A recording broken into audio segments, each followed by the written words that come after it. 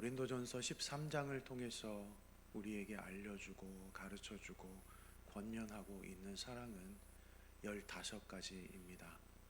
그 중에 첫 번째가 사랑은 오래 참고 사랑은 온유하며, 그 다음부터 8가지가 사랑은 하지 아니하며 이렇게 되어 있습니다. 첫 번째와 두 번째는 해야 하는 것, 그리고 두 번째부터 8개가 사랑은 하지 않는 것에 대해서 8가지를 우리에게 가르쳐 주고 있죠. 시기하지 않고, 자랑하지 않고, 교만하지 않고, 무례히 행하지 않고, 자기의 유익을 구하지 않고, 성내지 않고, 악한 것을 생각하지 않고, 불의를 보고 기뻐하지 않는다.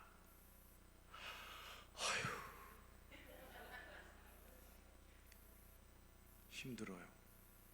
어떻게 저걸 다 안 할 수 있을까? 그럼에도 불구하고 우리 하나님은 저것을 하라고 가르쳐 주고 있습니다. 그렇지요. 오늘 사도 바울이 한 걸음 더 나아가서 오늘 말씀의 제목처럼 사랑은 진리와 함께 기뻐하고, 여러분, 사랑은 무조건 참아내고 그러고 끝내는 것이 아니라, 사랑은 분명히 방향이 있는데 그 방향이 뭐냐? 바로 진리라는 것입니다. 진리. 사랑은 진리와 함께 기뻐한다. 우리는 보통 사랑, 그런 단어를 추상적으로 생각을 하면 되게 편안함을 생각하죠. 사랑 그러면 무조건적으로 조건 없이 수용하는 것을 생각합니다. 그리고 사랑 그러면 갈등 관계가 전혀 없는 것으로 그렇게 떠올립니다. 그래서 누군가가 이렇게 말을 하죠. 아니, 사랑이면 그냥 뭐든지 다 이해해줘야 되는 것 아닙니까? 사랑한다면 왜 굳이 맞고 틀리는 것을 따져야 됩니까? 사랑이면 왜 덮어줘야지 그것을 굳이 들춰내야 됩니까? 라는 말을 합니다. 그런데 오늘 사도 바울은 우리에게 분명히 말씀하고 있습니다. 사랑은 불의를 감추어 주는 것이 아니라, 사랑은 거짓 위에 미소를 짓는 것이 아니라, 사랑은 뭐라고 그랬습니까? 진리와 함께 기뻐한다 라고 말씀합니다. 그렇다면 여기서 아주 중요한 질문을 하나 던지게 되죠. 그렇다면 진리와 함께 기뻐한다고 그렇게 우리들에게 권면하고 있고 가르쳐주고 있는데, 그 진리라고 하는 것이 무엇이냐? 진리를 통해서 기뻐하라고 했는데 그 진리가 무엇인가를 알아야 진리를 통해서 우리가 기뻐할 수 있잖아요. 여러분, 도대체 진리가 무엇일까요? 진리라고 하는 것은 성경에서는 단순히 어떤 정보나 어떤 사실 이런 것으로 말하지 않습니다. 성경이 말씀하고 있는 진리는 하나님의 뜻, 그리고 하나님의 성품을 가지고 세상 가운데서 삶으로 드러내는 삶, 그것이 바로 진리다라고 우리에게 가르쳐주고 있습니다. 그래서 진리는 늘 사람을 살립니다. 그래서 진리는 늘 사람을 일으켜 세웁니다. 진리는 아프지만 늘 회복을 향해서 나아가게 됩니다. 진리는 때로 불편할 수 있습니다. 그러나 결국에 가서는 우리에게 진리를 통해서 진정한 자유를 허락해 주신다는 것입니다. 예수님께서 요한복음 8장 32절에 이렇게 말씀합니다. 진리가 너희를 자유롭게 하리라. 같이 한번 읽어볼까요? 시작. 진리가 너희를 자유롭게 하리라. 여러분, 자유라는 게 무엇일까요? 자유라고 한다면 우리가 아무 말이나 해도 되고 아무렇게나 행동해도 된다, 그런 상황을 만들어도 된다 라고 그렇게 생각할 수 있지만, 성경이 말씀하고 있는 진리는 뭐냐? 바로 자유는 뭐냐? 하나님 앞에 바로 설 수 있는 상태라는 것입니다. 여러분, 우리가 부모님 앞에서 어떤 어렸을 때 죄를 지었을 때 부모님의 눈을 제대로 쳐다볼 수 있습니까? 부모님이 싫어하시는 것을 내가 했을 때 부모님 앞에 다가갈 수 있습니까? 다가갈 수 없어요. 내가 잘못하지 않고 내가 부모님 앞에 정직했을 때 부모님께 자유롭게 나아갈 수 있는 거죠. 자유롭게 부모님께 요구도 할 수 있는 것이죠. 마찬가지로 우리가 그리스도인으로 살아가면서 그리스도인답게 정말 진리를 우리가 추구하면서 하나님의 말씀을 의지하고 하나님의 말씀대로 실천하면서 죄를 짓지 않고 살아가게 될 때 하나님 앞에 자유롭게 나아갈 수 있는 것입니다. 그런데 우리가 하나님 앞에 죄를 짓고 범죄하면 하나님 안에서는 절대로 자유할 수 없습니다. 왜? 우리의 마음 안에 죄라는 그런 것을 가지고 있기 때문에. 여러분, 우리 마음 안에 죄를 갖고 있고 또 우리가 죄를 짓고 있다면 하나님 앞에 기도도 안 되고 하나님 앞에 기도도 할 수 없습니다. 우리가 정말 하나님 앞에 자유로움을 갖고 있을 때 하나님 앞에 기도할 수 있는 것이죠. 여러분, 오늘을 살아가는 시대가 어떻습니까? 진리보다 분위기가 더 중요해졌잖아요. 그리고 옳고 그름보다 편가르기가 더 빨라졌습니다. 그래서 사실보다 내가 느낀 감정이 기준이 되어버리는 그런 시대 속에 우리가 살아가고 있는 것 아니겠습니까? 요즘 SNS를 한번 보십시오. SNS만 봐도 그렇지 않습니까? 어떤 사람이 잘못된 말을 하거나 분명히 저 상황은 문제를 일으킨 그 상황이에요. 그런데 그 사람이 내 편이다 라고 한다면 우리는 이렇게 변명을 해줍니다. 에이, 아마도 그 사람의 의도는 그렇지 않았을 거야. 에이, 그럴 수도 있지. 왜 그 사람을 그렇게 몰아갈까? 라고 우리는 내 편이면 얼마든지 그렇게 생각할 수 있고 그 사람을 내 마음으로 용서를 하게 됩니다. 그런데 반대로 그 사람이 내 편이 아니면 아주 작은 실수도 그것을 확대 해석해서 그 사람을 조롱하고 막 공격하게 되지 않습니까? 그러니까 진리가 기준이 아니라 감정과 진영이 기준이 되어버린 그런 시대 속에서 우리가 신앙생활을 하고 있고 그런 시대 속에서 우리가 살아가고 있지 않습니까? 여러분, 교회 공동체 안에도 이런 일들이 얼마나 많이 비일비재하게 일어나고 있습니까?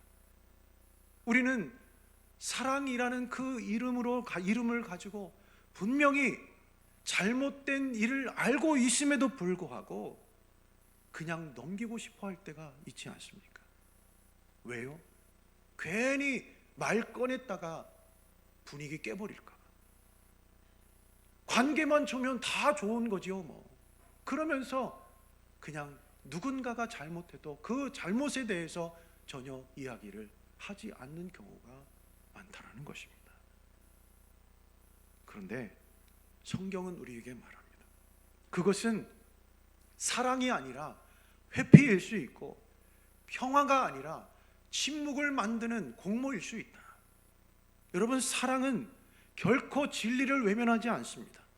왜 그러냐 하면 진리가 무너지면요 그 위에 세워진 관계도 반드시 무너지기 때문입니다.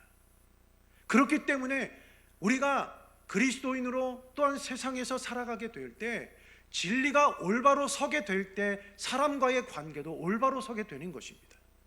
여러분, 진리가 서야 되는데 관계가 무서워서 그 진리를 내가 외면하게 되면 그 관계는 별로 우리에게 도움이 되지 않는 그런 관계가 되는 것입니다. 성경에 보면 이런 장면이 나와요. 사도행전 5장에 보면 아나니아와 삽비라라고 하는 부부가 있었습니다. 그런데 이 부부가 자기가 가진 모든 것을 하나님 앞에 바치겠다고 그렇게 외쳤는데 슬며시 자기의 것을 조금 빼놓았습니다. 그래도 내가 좀 먹고 살아야지, 그러면서 조금 빼돌렸습니다. 그런데 여러분, 사람 눈에 볼 때 어떻습니까? 야, 참 대단한 사람이다, 참 경건해 보이는 사람이다. 괜히 그 말을 하면 공동체 분위기를 깨뜨릴 것 같은 그런 느낌을 가지고 있음에도 불구하고 사람들이 그것에 대해서 이야기를 하지 못하는 것입니다.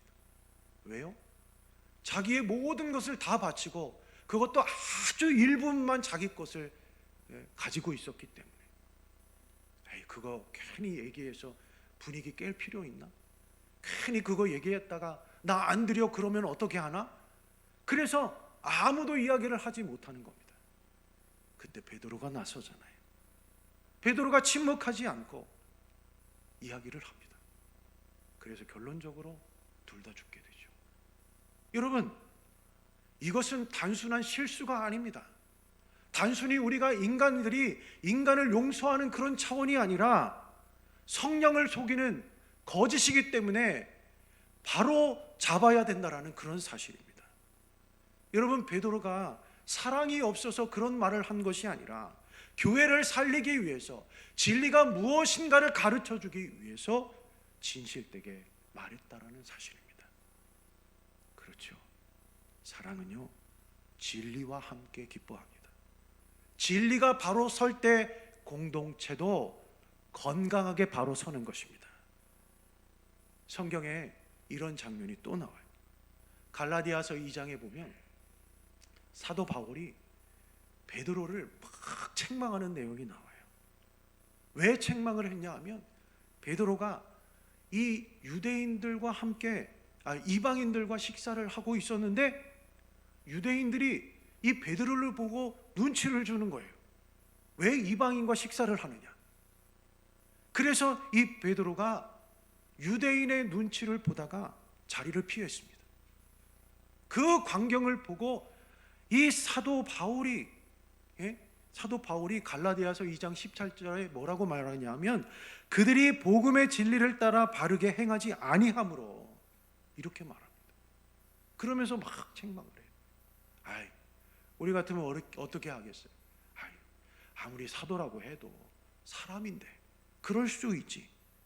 아니, 사도 베드로가 아무리 위대한 사람이라고 해도 체면이 있지. 어떻게 저렇게 바울을 책망할 수 있을까? 그러면서 떠넘길 수도 있죠. 그런데 바울은 베드로가 미워서 그렇게 책망한 것이 아니라 복음을 사랑했기 때문에 책망했던 것입니다. 그 결과 교회는 어떻게 됩니까? 더 분명한 복음 위에 세워지지 않습니까? 사랑은요, 진리를 포기하지 않습니다. 사랑은 진리와 함께 기뻐합니다. 여러분, 예수님 보십시오. 우리의 구원자 예수님도 똑같은 상황이셨습니다. 예수님은 누구보다도 사랑이 많으셨고 누구보다도 진리에 분명하셨죠. 가늠하다가 잡힌 여인을 만나서 이 여인에게 정죄하지는 않으셨습니다. 그런데 그 다음에 예수님이 이 여인에게 뭐라고 말씀합니까? 가서 다시는 죄를 짓지 마라 라고 말씀하잖아요. 여러분, 예수님은 사랑으로 품으셨고 진리의 방향을 분명히 제시한 것을 우리가 보게 되지 않습니까? 여러분, 오늘 이 말씀은 우리에게 이렇게 묻고 있습니다.